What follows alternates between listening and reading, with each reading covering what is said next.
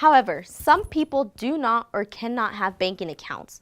For example, if you have poor credit, the bank may choose not to open an account for you. A person with poor or bad credit has a history of not paying back money owed on time.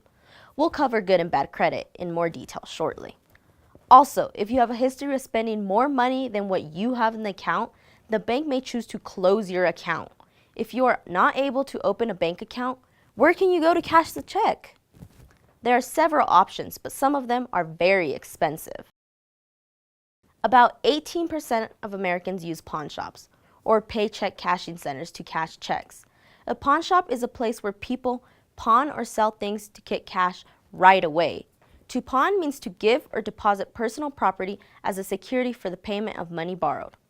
While some people will take a check into a pawn shop to get cashed, most people present an item to be pawned or sold. For example, you are a college student and have run out of money and need cash to buy the books for the upcoming semester. School starts tomorrow and you know you'll be in big trouble if you have to call your parents to tell them that you spent the book money they gave you last week to tint the windows in your car.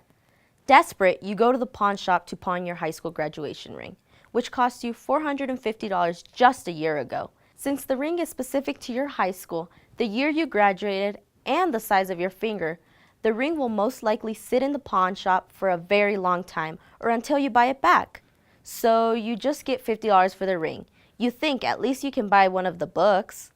Despite your good intentions, you never pull together enough money to buy the ring back at a much higher price. Eventually, the pawn store just sells it for the gold.